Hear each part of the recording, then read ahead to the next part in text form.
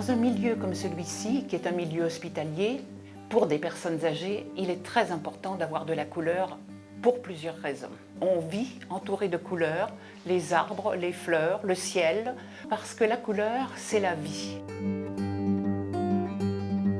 Depuis que cet établissement est décoré et peint avec toutes ces couleurs, on se rend compte que certaines vont beaucoup mieux, se promènent dans cet espace comme si elles se promenaient dans la nature. C'est vraiment revivre quelque chose.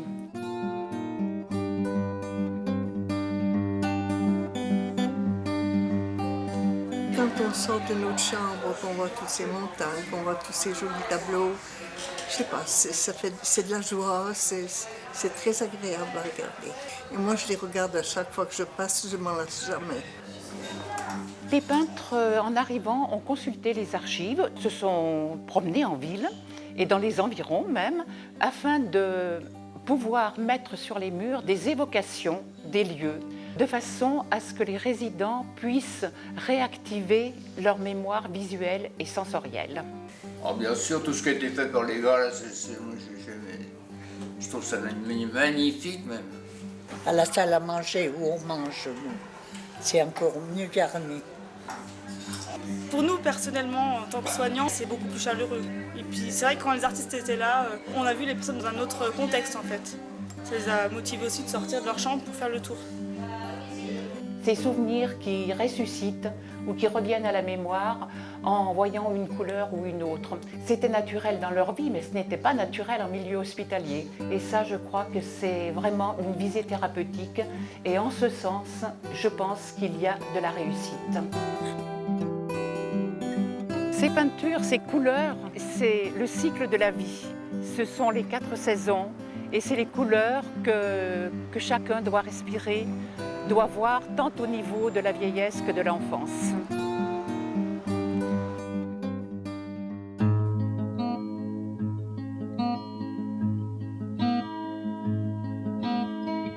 Je crois qu'un adulte vit beaucoup dans son passé ou dans son futur, mais assez peu dans le présent. Un enfant a cette faculté très particulière de vivre au présent.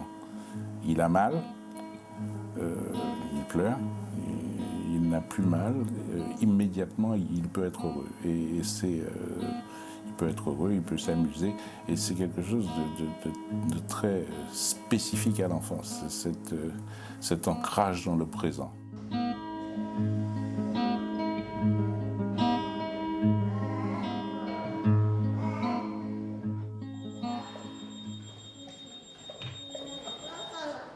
Nous, notre service a la particularité d'accueillir des enfants pour des séjours qui peuvent être très très longs, de plusieurs semaines à voire plusieurs mois et parfois malheureusement plusieurs années. Et sachant que les enfants restaient là très très longtemps, j'étais vraiment tout de suite convaincue que de tels dessins, de telles couleurs pouvaient leur parler. C'est un groupe de gens qui sont très chaleureux et qui sont, qui amènent beaucoup de bonheur, d'animation au service pendant qu'ils font cette activité de peinture, parce qu'ils ont une écoute à la fois des familles, à la fois des soignants et à la fois des enfants. Et ce que je trouve extraordinaire dans les peintures de Paint a Smile, c'est que ça s'adresse à des petits, puisqu'il y a le côté ludique, petit personnage, mais ça s'adresse aussi aux adolescents ou aux adultes, puisque même avec les semaines et les mois qui passent, on retrouve toujours des petits détails, des situations comiques qu'on n'a pas vues au premier abord. Et on a toujours, les yeux attirés par ces peintures, et personne ne s'en lasse. On a pensé à un thème par rapport à la magie, par rapport au château, dans lesquels il y a plusieurs niveaux, des objets décoratifs comme des fanions, comme des choses qui sont en rapport avec le Moyen-Âge un peu.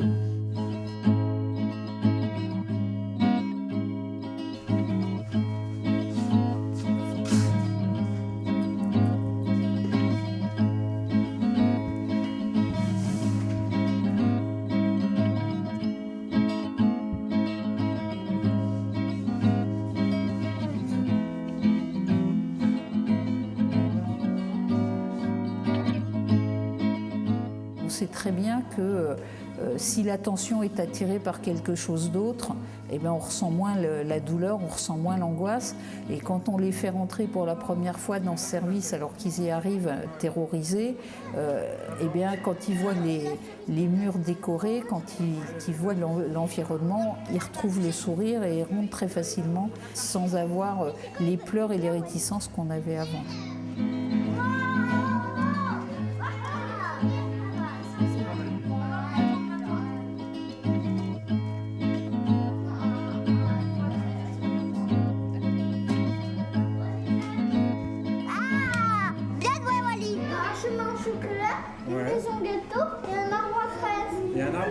Avec de la barbe à papa et puis un melon.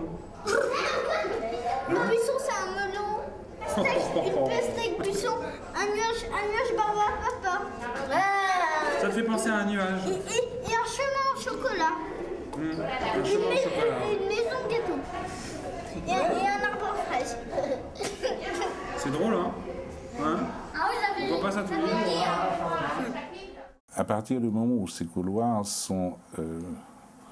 deviennent singuliers, sont personnalisés, sont décorés, sont en quelque sorte morcelés par des histoires qui se suivent, on n'a plus du tout envie de mettre une poussette ou de laisser traîner une poussette ou un lit devant.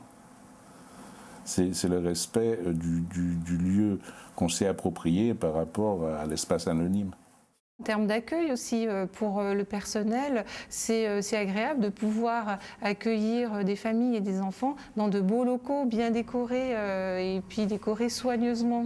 On a le sentiment que l'accueil est encore mieux fait que si on était dans des locaux pas très très beaux. Et même pour les parents, l'anxiété de se dire qu'on va faire subir des choses un peu difficiles à leur enfant est diminuée par le fait de cet environnement qui est très pédiatrique et qui est très ludique. C'est très important dans un service d'avoir un décor qui soulage un peu le patient et la famille. Et c'est le cas de toutes ces peintures qui sont extraordinaires.